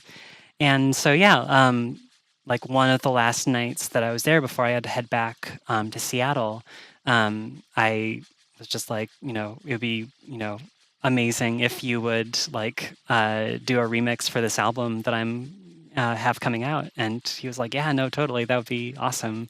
Paraphrasing, but so yeah, it was Yeah, amazing, it was like a being able great to remix, actually. collaborate with him. And I was like, hey, if you need me for a remix, my inbox is open. So Yeah, that's I don't know great. if anything's going to come out of that, but it was amazing to collaborate with him, and he did such a cool take on one of my tracks. Really unexpected stuff too. Um, Yeah, he's from a him, you would tremendous have expected composer. something like maybe more like, I don't know, Big orchestra or something. sweeping Yeah, orchestra. exactly. But it was more peculiar. He's very ambivalent. Like he can do stuff that people don't expect to hear from him, and he's like, Yeah, yeah, zero yeah, fucks given. I can do, but so that's what I get from him. He's so yeah. fucking good, by the way. Like his work on FSM remake. Mm. Oh my god. Like, Oh yeah, and oh god, yeah, like all those tracks that like in some of the original like original compositions for that too, like so yeah, good. the gold tracks. Yeah, Oh yeah, Jesus. and the one of the coolest things that I got to do when I was in Japan actually was attend. There was a concert series, symphonic memories, melodies, something Hmm. along those lines. There was the one that was debuting, the Octopath Traveler Oh arrangements, damn. um, and so he had this violin soloist play on a number of the orchestral arrangements of his work that he worked. He worked with them on the arrangements of with the orchestrator who was also there, and just gorgeous, gorgeous stuff. And it was so cool to be in the audience with both him, and then Yoko Shimomura was also there for Wow. her Kingdom Hearts stuff. What Like it the was hell? it was an incredible night. It was Speaking really speaking cool. of live concerts and stuff, my envy has reached insane Mm. levels right now. I One of the fan questions. Someone Mm. asked like, when Okay, let me find. Okay, you looked so happy on stage at the Game Awards, playing with the orchestra when Celeste was up for Game of the Year. How did that feel? Like you Mm. played at the Game Awards with the orchestra? I didn't know this Yeah, because I yeah. didn't It watch the was show that year. What were you playing? synth. Mm-hmm. I had um, it was it was so surreal. The whole thing was just really surreal because it was the guy in charge of the whole orchestra part of the Game Awards is Lorne Balfe, who's Oh my god! very accomplished Are you Hollywood gotta be freaking kidding me? composer. So Lorne Balfe was the guy like that I was in touch with, Jesus. and so he was like, "Do you want to write synth parts for the orchestra like Game of the Year montage?" And I was like, Jesus. "Sure." So Freaking Lorne it was Bob so ask you that? What the? That's yeah, insane. That is insane. because yeah, so I was just like, "Yeah, sure." And so you send over like the orchestral mock-up of like the Game of the Year montage and also like for the opening of the show, like the whole Game Awards theme and everything. And they had me on stage because like the Celeste was one of the Game of the Year nominees, and so they thought like it would be perfect to have like the theme being played on the same synth that I wrote Yeah. the game with, and I was like, that would be a huge honor, like that's amazing. But I thought that I was just going to be like playing my part, Mm-hmm. and just like, well, here I'm going to play the do do do, here's my Celeste theme, bye, you know. Yeah. I didn't realize that they wanted me to contribute The like whole synth thing. parts to everything else, and so I was like, Isn't it funny that like you started yeah. in this like in 2006 when everybody had the big Hollywood sound and you were like, oh, I want synthesizers, and then you were the one chosen by Lorne Balfe himself to play with the orchestra at the Game Awards just a few years after. That's freaking Yeah, insane. it's Like all, all it's the pretty all the guys wild. who were doing Hollywood orchestra music to get to the same point maybe didn't get there because they were conforming too much. But you were like, I'm gonna do Mhm. my thing and see how it goes, and then you go. I'm so fucking proud of you. I'm so proud of you, Lena. That's amazing. Thank you. That's And it great. was so yeah, like I got to like, write basically just little synth parts for all the other Game of the Year nominees. So like Monster Hunter and all that stuff that was up that year. And I was Wow, just like, yeah, I love the Monster Hunter theme. I'm gonna make a whole synth part for that. that's insane. And yeah, and so that was really cool. And then also for the intro, like if you didn't know, the whole opening was the Lorne Balfe and the orchestra, and me, Sarah Schachner was playing violin, and then Hans Zimmer was there playing guitar, I'm and what the fuck? and then You Harry Gregson-Williams was also there what playing the guitar. fuck? You've been at a concert first with Yasunori Nishiki, Yoko Shimomura, then you played with Hans Zimmer, Harry Gregson-Williams, Lorne Balfe at the game. What the hell? Wow. Like I said, Wow. it was a weird, surreal moment for me because like Jesus. I'm not really a Hollywood person. I'm not really an LA person myself at all. And so like But it makes sense if though. like It totally makes sense because what like Hans Zimmer especially does this a lot. Hans Zimmer is yeah. well known to Mm, surround himself with formidable musicians who may not even be part of the Hollywood scenario. Like I think mm, Guthrie Govan as a guitarist, for example, I think that's him. And Tina Guo on the cello or something like these incredible instrumentalists, and he brings them mm, on his soundtracks. mhm, And he's just the architect or whatever, the composer, but then the music is influenced by people who are well sometimes out of Hollywood. Like I read that he spends like every night 10 minutes or half an hour to check out talented musicians on YouTube that no one knows just to get mm. inspired. So it makes sense that That's they would cool. choose you because you're the outlier, and they're like, that's cool, that's fresh, that's different. We want to play with her. But still, I'm so fucking impressed. Like that's insane. Like Mhm. wow, damn. It was yeah, and it's one of those things where like it just kind of like feels like a fever dream at some Yeah. point because like, it was an incredible experience that, I'll never forget really, but like it didn't really have like a significant impact on like who I wanted to be either. So it was like it was just a really cool thing that I got to be a part of, Yeah, and like that's kind of like my takeaway from it. I was just like, "Whoa, that was neat." that's amazing. Like, Yeah, I really like not to admire. downplay it at all. It's No, just no, no, like no, no, no, no, no, no, that's no. I really admire your mindset. Like in many aspects, and this thing also. Like, I didn't know. Like most people yeah, would just write that in their bio. I played music with Hans Zimmer, something like that. But I didn't know this fact about you, and now it's just coming out suddenly like this. I'm like, what the fuck? And yeah, you have a good view on it. Like, not necessarily latch onto it, and now it becomes my identity. But yeah, it's something I yeah. treasure, and That's you know, yeah, and that's the thing. It's like I don't want to define myself by other people that are like that I got to yeah, play as you with. mentioned That sort of at thing. the beginning of the call. Speaking of games, I see you posting on Twitter about games often, and many times it's games that I like too, like Final Fantasy 14, Monster Hunter, Rise, Mm, Strive, Rise, yeah, Strive is Guilty Gear, right? Yeah. Near, etc. I'm Yeah. curious if you would have to Mm, choose, like as a gamer, your top mm. 5 games of all time, Oh no. or if you want to do I top I d- 3. I I dread these questions. Yeah, everybody does. You can or IPs, not series or something. Sure, If you want, sure, if it's sure. easier. Yeah, I mean, I can definitely.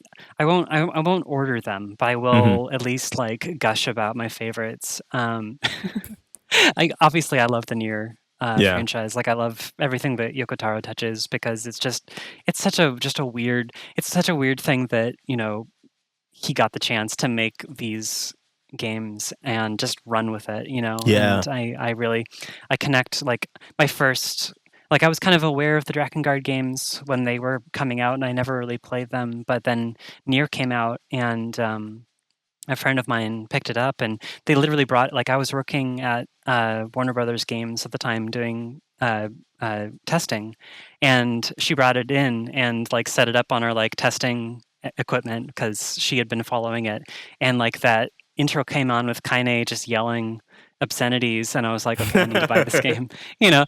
Yeah. And so yeah, that whole franchise, everything that Yoko Taro has done just really resonates with me Hmm. on a just kind of, um, you know, on a special level because especially with Nier when that first came out, like it really kind of changed my perspective on what was possible in like big games in a lot of ways because he messed with genre conventions so much. Like he included visual novel segments, Oh like yeah, I love bullet hell those. shooter stuff, and all in action. Like sometimes it's a side scroller, like who knows what the fuck this game is. Um, and like I loved that about it. Like I loved the fact that you didn't have to just be one type of game, Yeah, and that you could use video games as a medium within a game, even through what like genre that you're using to tell a part of a story, to use that as a medium, a storytelling medium hmm, within the game itself. Like that blew my mind. So yeah, that obviously has like a really huge place in my heart. also the characters are Um, amazing. Like the 3 protagonists, oh yeah, Kaine, Nier, and oh yeah. Emil, my boy. Emil, ah, the sweetest boy. Yeah, Ah, they're I amazing. love him. Protect him at all costs. I just put him in the kabuki outfit where he gets like a little like giant Oh, I fish saw dress. that. It's so cute. Yeah, it's I adorable. can't take him out of it. It's Okay. a little aside. I need to protect my boy. Um, So the Chrono series is one of my favorites. I love Chrono Trigger and Chrono Cross. That's enough to make it a series show. Hmm. I actually have back here, I don't know if you can see it, but I have the Chrono Orchestra box set Oh and the wow. Nier Orchestra box set right next to each other. Damn. Like those are like my two like most important like albums that I have of just like this amazing orchestral arrangements that Square Enix put out for both of those franchises. Hmm. Um, and coincidentally, they're also like black and white boxes. Like, Yeah, I love Square Enix. I love them for many reasons, but especially mm, the way they take music seriously.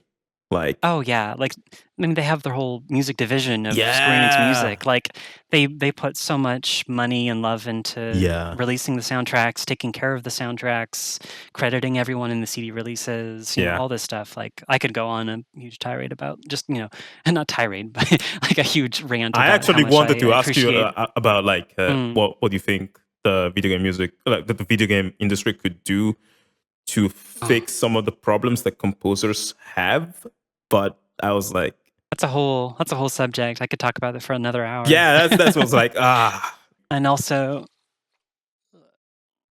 just need to oh damn, bring out my damn. Famicom Chrono Trigger, and just to show you, like, how much people know that I'm a fan of this game, this copy of Chrono Trigger was actually what my wife used to propose to me. No way.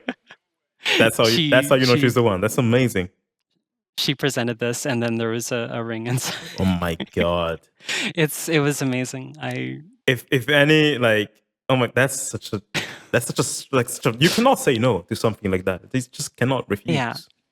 yeah, That's great. yeah. Wow. So, obviously a very, important game for Yeah. me. I love those games and the soundtracks.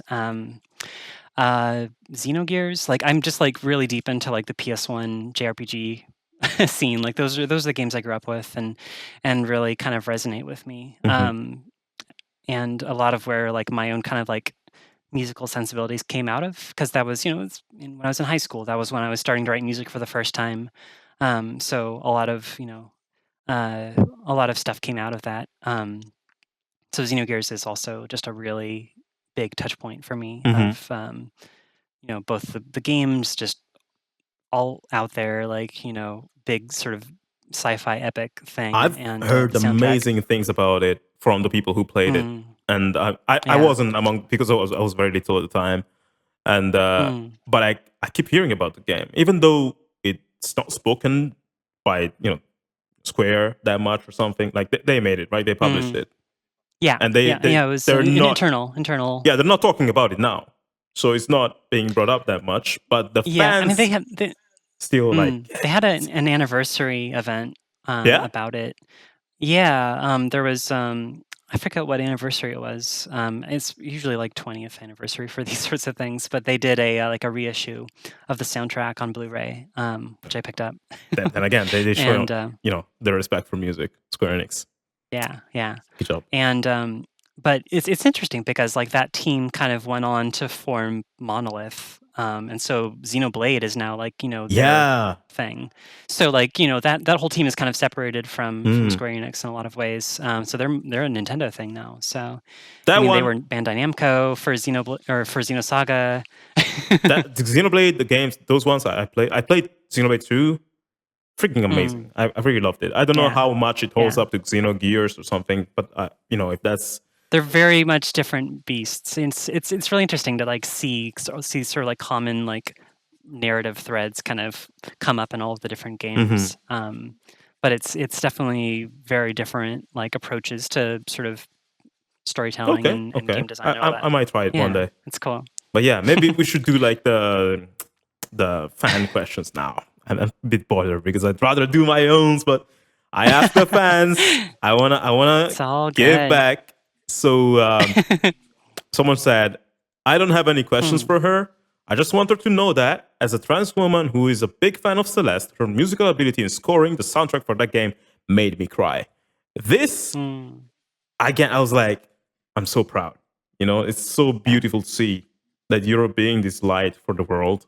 And it's like, Hmm. because I know how easy it can be to just see the work's darkness and like the struggles that someone had and be like, yeah, now I'm gonna be like this angry person and just spread negativity. But no, like people notice you for your light and your like positivity, and that's very nice. And this was the most liked question on Twitter. I think like everybody resonates with that. And yeah, did you think like growing up you were gonna be so many people's like a hero to so many people? Like how does that feel No, to you? definitely not. I when I was growing up, I mean, still, like, I'm a very withdrawn person in a lot of ways. Like, I'm very kind of internal. I'm not super social. I have a hard time kind of fitting in with social groups and all sorts of things. I wouldn't And have been able to so guess that actually. Like you seem very like it's easygoing and nice and mm, interesting. So and it's kind of been, the whole thing when I was growing up of like I didn't really know where I fit into the world in a lot of ways. I don't know, just to not to bring things down too much, but like that's fine. it was very much a thing for me of like not really knowing, you know, if I was going to have any impact on anyone. So like to hear those sorts of things like really speaks to me a lot, and it means a lot whenever people Hmm. have comments like that. It's Yeah, I'm so proud of you. Again, that is amazing. And yeah, more questions. I don't want to make you mm. if you get emotional, that's fine. I mean, that's I know, Yeah, I yeah. know, and especially like if you're somebody like that, you're like very introverted, you live in your own world, you probably don't even think something like this is possible, but it is. And I think that's also a consequence of that. The fact you're a very introspective person probably led you to become someone who can create the stuff that is then gonna reach into the inner worlds of other people with a level of depth that very few arrive at, So yeah, that's Yeah. that's the gift. That's also why I'm like, yeah, I think she's gonna be great in such a situation. Because like I think you're the type of person who can even just stay silent and people are gonna be like, yeah, she's fucking awesome. And then they'll be like asking you questions, and then you have the right thing to say, and they're gonna be, oh, wow, I never thought of that. So yeah, probably without even, I get this feeling, probably even without even knowing, you might be someone that's like bringing a lot of happiness and value to people's lives in a way that you don't even know. And you get, probably that's what I get. Even just talking to you now, again, I told you, hey, I wanted to take a nap, but I was excited to talk to you. So I was afraid that because I didn't sleep, I was gonna be a bit tired. But actually, I'm more energized than I woke up than when I woke up this morning. But yeah, that's Awesome. so good. Good job being a great human. Yeah, Now, more fun questions. I don't want to put you on like too much pressure or something. Uh, it's all good. Thank you. this is a good one. Mm. What advice? Maybe we touched on this during the conversation, but what advice would you have for a composer like myself who's never professionally worked with a game developer but wants to grow organically into that type of career? I have this anxiety of reaching out to indie devs with my work, not knowing what kind of deal to make. Well, that's many different questions together, but Mm. what would you? It all kind of relates, I think. The I think the trick there, especially for indie games, is it's really difficult to kind of go into it with the attitude of like I need to convince people to hire me, because it's so much of the time it's a lot of, especially for smaller projects, it's indie developers kind of hearing someone's music and like really connecting with it and wanting to reach out to them and bring them in. Mhm. And so I think being on the outside is almost a benefit in some ways, because you are focusing on your sound, focusing on your aesthetic, what you want to bring to your music and putting that out there. And by being, someone that's putting their music out there and still being social, still kind of trying to connect with people, not necessarily like entering the conversation saying hire me, but just being a cool person and putting your music out there, and then people hear about it and they want to bring you in. I think that's how a lot of like genuine connections get made for those sorts of smaller teams. And that's how it's happened to me in most of the cases where I because I was working full time on Guild Wars when I got approached for Celeste, and it was because I'd been kind of doing my own little thing on the side, but then I had also like put out like an electronic music EP, and just kind of released that out there, and they were like, "Oh, this is really cool. We want this sound in our game," and it had nothing to do with the fact that I was writing for Guild Wars. Like that was like big orchestral stuff, for a MMO. That wasn't anything like Celeste. But because I had put this other music out there that also didn't have anything to do with games, they're like, kind of they were able to project themselves into that music and be like, oh, what if this was applied to our game? That could be really cool. So they reached out to me because of that, and the ball kind of got rolling. And then same thing kind of happened for both Minecraft and Sackboy, where like they had, they knew and appreciated my Celeste music, but it was actually like my solo album that I released, One Knowing, that they really connected with, and they wanted to like kind of explore that side of my music, bringing that into their games. So yeah, it was me continuing to kind of pursue my own solo stuff outside of just games that kind of has propelled my career forward in a number of different ways. So it's like you embracing your unique style and your unique flair, and letting people discover it by themselves. Like when you were at the conference, at the event, and you were playing the piano solo that you talked about in the beginning of the podcast. Yeah, Right. I totally hearing that. I'm like, oh, that's cool, because that's what I've been trying. Like that's what I'm trying to do. Right. Yeah. I don't really like the idea of like, hey, I have this, just going to people, because I'm reminded of like, relationships, or like romantic life, where the worst thing you can do if you want to find a significant other is to like be aggressive about it and go to people like, hey, and be needy and stuff, because that neediness, that it's like, oh, there's something wrong here, I don't want to deal with that. Well, if you're just you're awesome, you're having a good time, yeah, you say yes to opportunities, and yeah, if you see a good looking stranger that inspires you, go there and talk to them, but in a way that doesn't scream neediness. Just do, hey, Right. I exist, and that's Yeah, it. it's just, Sometimes they just, being a genuine person, yeah, just that's my favorite teams to work with right now, is just, teams that are basically just, they're all my friends, and yeah, we're that's the we're just best. making games together. So, yeah, As for Guild Wars, that's you worked in the design. Like how? Like, what was the job you did? Like you were mm, making a few tracks, but you also worked in mm. another field in the game, or like how did you Yeah, get to so I was I compose was for the? working I was working as a quest designer on the story team, and that was my full-time job, and once the game shipped, uh we the team basically moved to internal music production for the game, because it was a live game and needed to have like a really quick turnaround on things, et cetera, et cetera.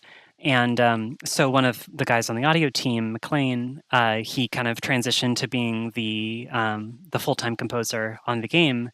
And meanwhile, I was working on like holiday events, because we're developing sort of the yearly stable of events to roll out, much like Final Fantasy does, where we were kind of brainstorming for seasonal events. And so we were planning like our Christmas event basically, and we were like, okay, what is a festive like mini game that we could do? And so one of like the ideas that got thrown up on the whiteboard was bell choir. And and so I'd been like in a bell choir when I was a kid, and like it was fun to like play bells and stuff, and I was like, yeah, that's holiday-y, that feels wintry, and kind of you could do something with that. And initially the idea kind of was on the verge of getting thrown out, because it's like, well, that involves music and all this stuff, and I was like, well, I'm a composer, so I was like, why don't I try designing that? So I ended up That's genius. in charge of designing this bell choir minigame. And but the problem is we didn't really have any like Guild Wars Christmas music, or I mean, Winter's Day was the in world version of the holiday, and so because every Winter's Day track before that was like some variation on like an actual like Christmas carol, and I was like, well, we need something that's not just a Christmas carol for this game, and so I started writing basically like what would be in world holiday songs for the game, and so I made this like rock band, Guitar Hero style, music matching game using the combat system. Wow. So I took the combat system, like you can like fire off like projectiles and stuff like fireballs and things, but I made them into like little notes that go down a track at you, and then when it gets to you, then you ring the bell, which is deflecting the note, which is, you know, registering as a hit. But then if you get hit by the projectile, then you missed. So it was this That's kind of like that's your background in turning the like combat programming system. many years before coming back into action. Yeah. There's all of Yeah. these So full circle moments in your life. I see that, you there's a know. lot of totally. There's a lot of like cyclical Wow. cyclical things in my career. And so when the audio team is like, you know, implementing the sounds for this, they're like, "Oh, wait, you wrote these tunes?" And I was like, "Yeah." "Oh, you're a composer." "Oh, yeah, yeah." And so I asked McLean, I was like, can I write just like a full like Guild Wars style orchestral version of one of these Christmas carols that I wrote? And he's like, "Yeah, sure, why not?" So I did that, and I brought it to the team, and they're like, "Oh, this is really good." And they shared it with the trailer team, and they were like, "Oh, this is really good." And so they put it in the trailer for the event. That's amazing. And so they're like, "Oh, we're gonna put it in the game. It's gonna play in the background in the main city while you're just like exploring during the event." And I was Wow. like, "Wait, what? This is gonna be in the game?" That's crazy. Do you consider yourself Mm. to be a confident person, or are you more like? Because to me, this sounds like this. Like you're like, yeah, I can do it. Like it seems like you have high confidence in yourself. But do you like, or are you more like, Yeah, I'd say so. yeah, Like I try to be. yeah? It seems like many I of the things you told me about, like many, like it's not like confidence, like hey, look at me, I'm the best. It's like quiet right. resolve. You know, it doesn't seem like you're like I'm the best, but you're like, yeah, I'm gonna do it. I'm gonna play this piano thing in front of all these I'm people. I'm gonna tell them that I'm gonna write a song for Guild Wars event. Like, you believe in yourself. I guess my thing is I'm very stubborn, and I just kind of, Mm. if I want to do something, I'll just do it. What would you say to people who are, for example, like Mm. also, that was a question from somebody. Well, I don't Oh know what yeah. it is, but Mm. okay. Here's the question. I found it. How did Mm. being trans affect your career? Also, do you have some Oh. advice for trans women and trans men in the industry? I would extend this to: do you have some advice for Mm. women in the industry? Because I know, like, Mm. women in the gaming industry, film industry, and everything can feel stifled, and for like, I think very probably they are. Like, very probably there's something Yeah. going on in there. And there was a time where actually, like, I had a walk with a friend in London, and I was like, she's a girl, and she has problems and issues that I never really understood. I'm like, hey, let's just go on a walk and just tell me everything about your problems, and just gonna listen. I'm a man. I don't really get to, even though I have many sisters and I see stuff through their eyes. I don't really get to understand it deeply. So I just shut down for an afternoon, and she told me all about it. I'm like, what the fuck? Like, women go through a lot. Yeah. So Yeah. I was wondering, like, as someone who's like, you have that quiet resolve, you've done stuff, you Mm. you constantly like prove to the world and to yourself that you're amazing, and you seem someone that doesn't stop, and someone that Mm. doesn't let the dark in the world, you don't let it affect you, and you don't lose your grace. So what is your advice to women in the industry and to people who are like, getting stifled, who are Yeah. part of minorities and stuff like that? It's I mean, it's a big responsibility to answer those sorts of questions, and I feel like, Oh no, like okay, so it's I want to, no, like I'm not yeah, I want to say this is not like, yeah, I don't want to be like, oh, you have the answers. It's just, if you could go no. back in the past and meet a past version of you when you were starting out, what would you say to her? um just goodness, don't let anything stop you. That's I mean, it's hard to say that, right? It's hard to say that and to hear that and to internalize that, because there's so many things that would make that impossible or feel impossible. And for me, I think it took a while for me to kind of get to the point in my career where I felt comfortable. It I was kind of quick to give up when things kind of got really tough, financially. I mean, I don't consider it giving up in a lot of ways. It's I needed to move out from my parents' house, when I was out of college, and I couldn't do that while looking for contract work as a composer. I didn't come from money. I didn't come from, I didn't have any financial backing really to like fall back on. So, and and so it was a thing where like I really needed to prioritize things for myself. Like I needed um to to build up to the point where I felt like I could actually do what I wanted to do.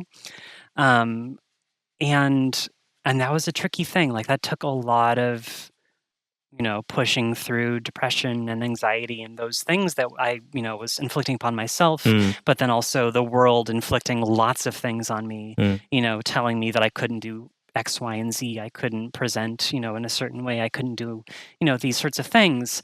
There was so many, so many things, like not even, through being a composer in a video game industry. Like that's its own Yeah, niche, right? jeez. Yeah. But then everything on top of that, being a woman, being a trans woman, being whatever, in the world, there's so many things that you have to follow along, expectations, social niceties, whatever Yeah. it is, And the way that I survived through that was, I guess, being stubborn and just not letting any of that take me down for good. I think this is very And precious I to hear. like I can't explain how that happened. I can't really go back and say like this was what got me through it. And I can't just say, well, just don't Well, stop. but Like because what you can say is, hey, do mm, you see me?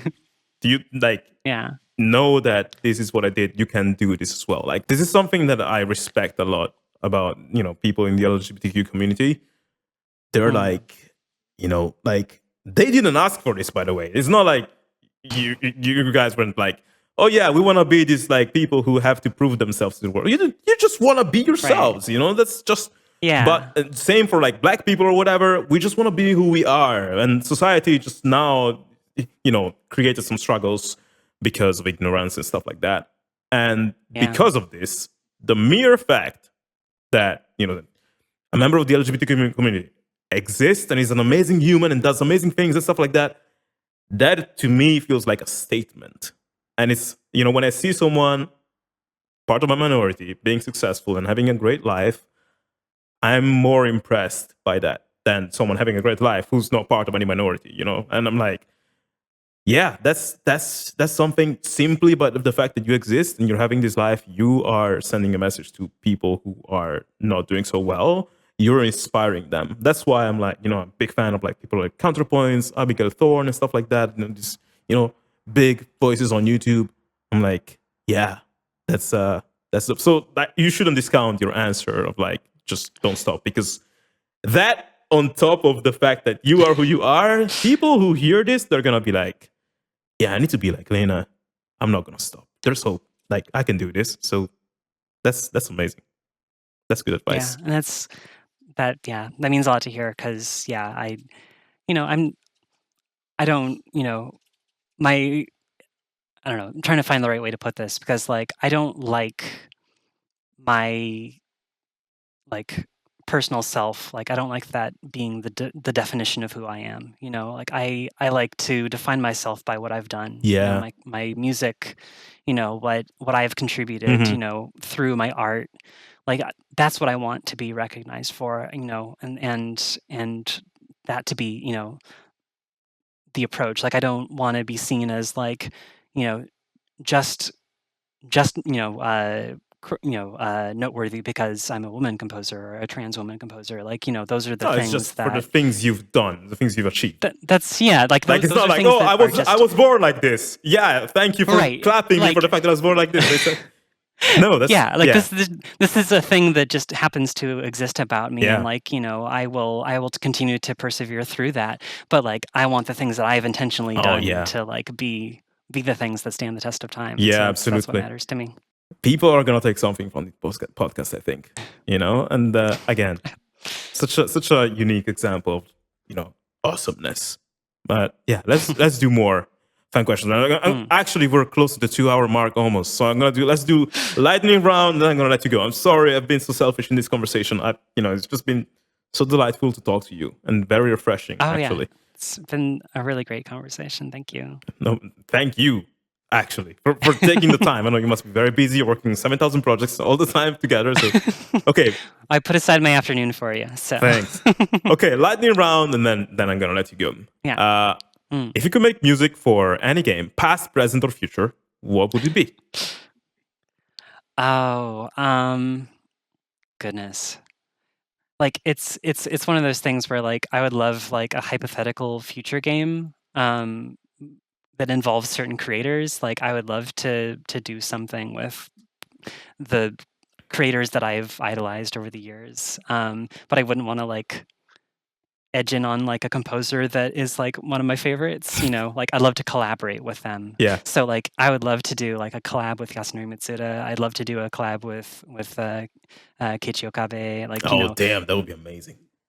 That's why I love these kind of like remix albums, arrangement album stuff, because they let you kind of like experience that without like I have to do a whole soundtrack now. Same for me, sort of actually. thing. But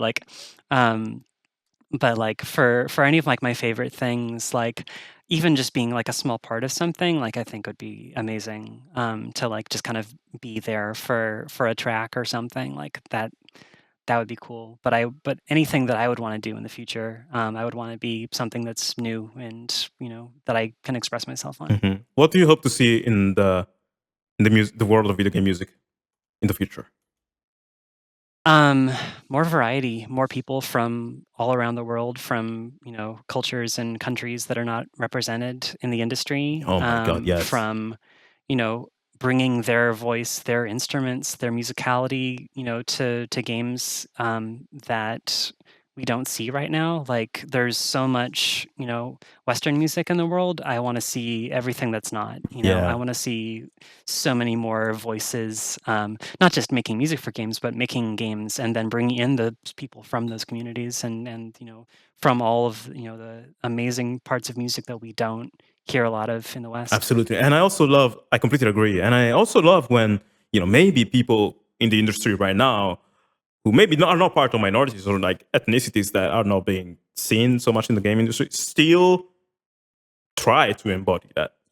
People will scream like cultural appropriation. I'm like, no, this is like, okay, maybe like if, the guys who made, I haven't played it, but yeah, maybe if the guys who made Ghost of Tsushima were Japanese, maybe the game would have been a bit more faithful to the Japanese culture. But still, even if you're not Japanese, you can study the culture and then, put in the game what you understood of it and still make it amazing. Like one composer that I really admire is Austin Wintory. And oh yeah, Austin's great. Yeah, and his latest soundtrack, The Pathless, he used like like very like diverse culture, and it's like there's some Mongolian stuff in there with some throat singing. There's like he used West African and all these like cultural styles that you normally don't hear. And in fact, it's very unique.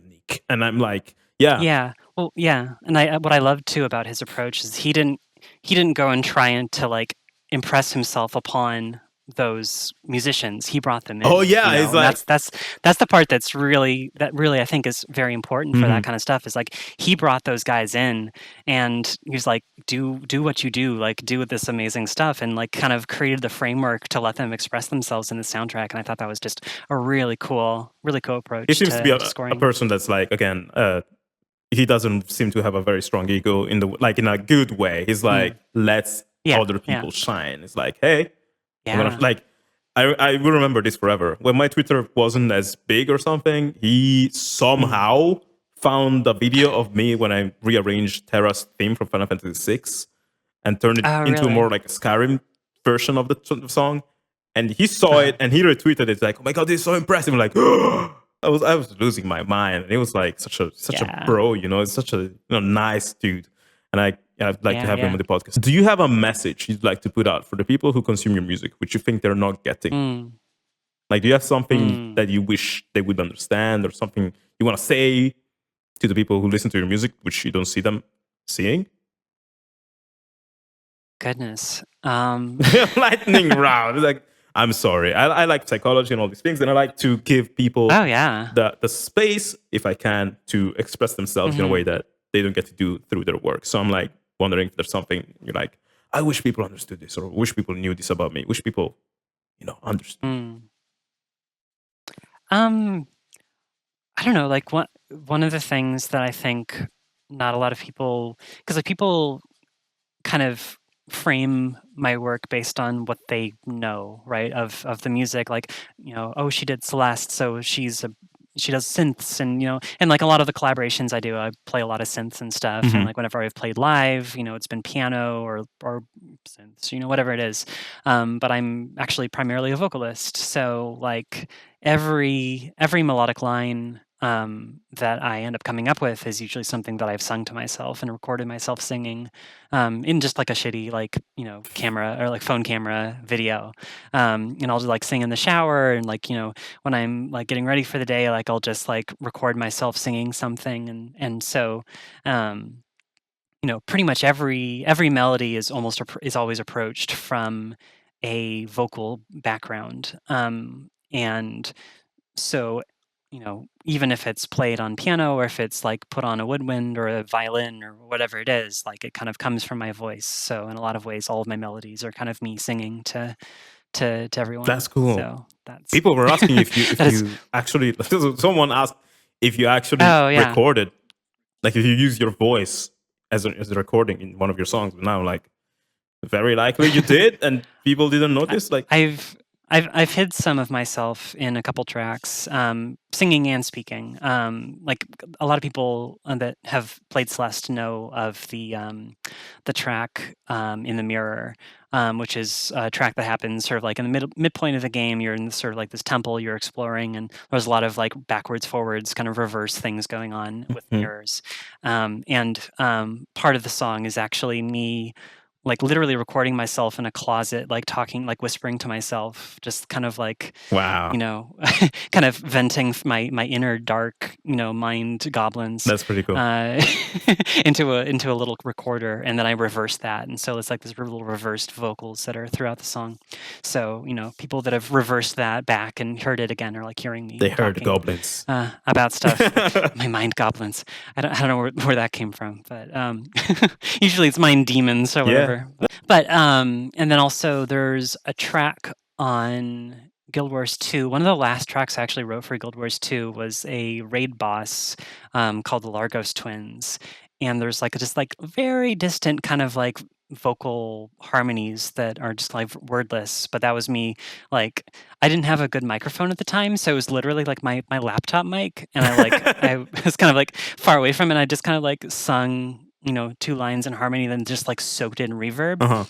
But I needed some sort of vocal thing in there, and so that's actually me singing in that track. That's super cool. But I don't know. I want to sing more in actually singing, not just vocaloid stuff. Like in songs, it's a confidence thing. Maybe one day you're gonna do like a full like chorale, just you like Jack of Collier, multiple voices, or Smooth My Groove. I've started doing that, like singing. Oh yeah, I saw that in one of your Twitter tracks. I was. I'm not very good at singing, but I'm not honestly I'm not very good at anything besides composing. And but the thing that saves me is the fact that I don't give a fuck, and I have this like attitude of like, hey, music is fun. I like to do it. So hey, I don't play so well, but at least I'm gonna play with conviction, and sell you on it. And there was a time I was writing a song that was many years ago, and I was like live streaming the process. And I was like, shit, I got this idea for a guitar solo here at the end. But for me to record it, I would have to do like 7,000 takes because I can't play very well. So, guys, bear with me. I'm going to sing the guitar solo with my voice. Oh my God. And I recorded myself singing it live. And then it was like harmonized. It was another singing layer. And then I closed it and I opened up the project back up a week after. And I was like, you know what? I sing like shit, but actually there's character in here. I kind of like the way it sounds, like not qualitatively speaking, but emotionally speaking. So I kept it and I published it. That's awesome. And Yeah. like random people who follow me who are not at incredible levels were like, oh my god, that was so good, and I got goosebumps. And some of my professional composer friends were like, man, what the fuck?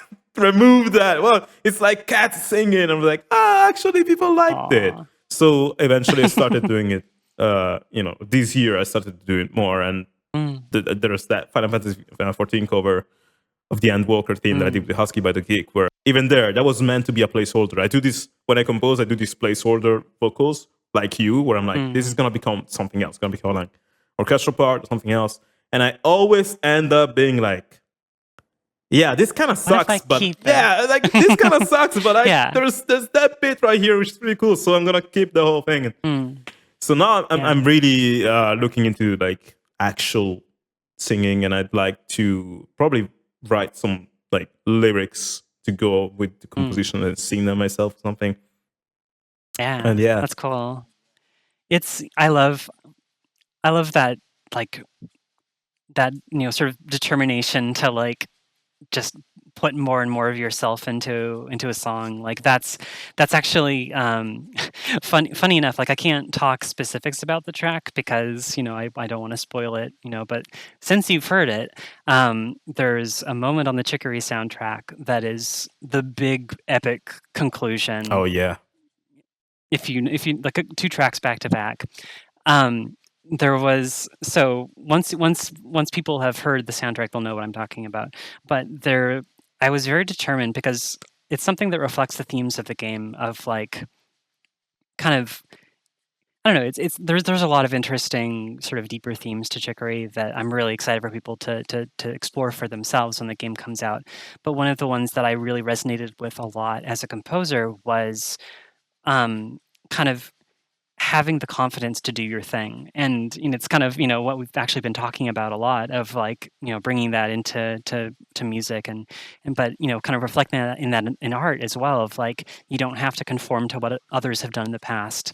You can have your own sort of creative voice. And so one thing that I was very determined to do for this piece of music was to do everything myself.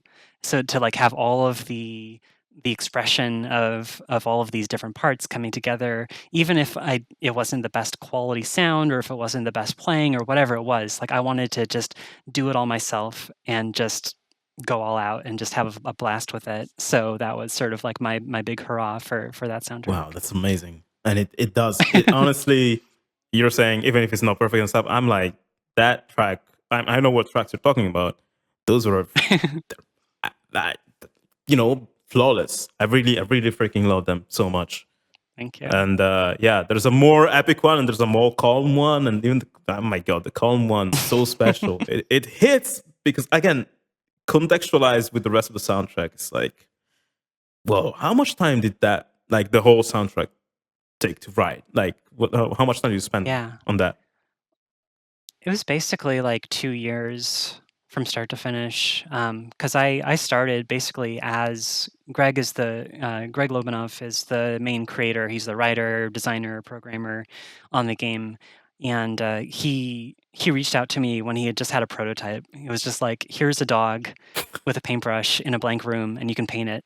And that was it. That was like Wow. that was the prototype, and I was like, "Awesome! I want to write the music." I mean, like, he approached me. He was like, "I want you to write the music." Mhm. And I was like, "Yes, I would absolutely write music for this dog. They're precious." I had no idea what the game was. Wow. It was just like the concept. And so, literally, as he was developing the entire game, I was writing music alongside it. So yeah, just about 2 years, and then we'll be releasing it this spring. I can't wait to try it. Just a period of time Yeah, that I can't exists. wait to try it. It's gonna be Yeah. just judging from the music. I'm like, yeah, I'm gonna like this. I'm so excited. I'm so excited for people to play it because I think it's a really special Yeah, it must be thing crazy. Like, and like work on personal. this like for 2 years and be like, I can't share with this with anyone else, and I'm like, like it must. That's the toughest thing. Is This is why I let you listen to it early so you can share in that agony with me. yeah. Well, just so you know, it was freaking amazing. I hope people pick it up, Chicory, when it's out. Listen to the music because yeah, it's gonna speak to you. And also, I don't want to say anything. Just listen to it, play the game. It's great. Yeah. Lena, thank you so much for spending time with me today to have this conversation. Now I feel, charged up and inspired, and I needed that actually. So thank you for that. Awesome. And thank you for being like such a good influence and such a blessing on the world, in the world. Maybe just again, maybe I'm planned for you. Maybe you didn't want to have this, but now you're the hero of so many people, and you're carrying that responsibility so amazingly and so selflessly, and it's pretty special to see.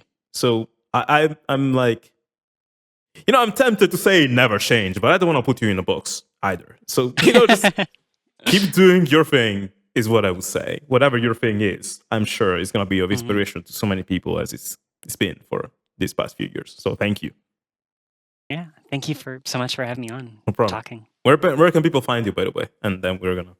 I am on Twitter at Kuraine, Kuraine. Also on Instagram, kind of. I don't tweet. I don't Instagram that much. But I am on Twitter too much. So check me out there. I'll be tweeting, basically yelling about all the things that I'm working on as it comes out. And then also, if you want an exhaustive list of everything that I worked on, my website portfolio is lena.fyi. So you can check that out as well. All right. Then, guys, I hope you enjoyed the conversation, and I'll see you in another one. Bye-bye.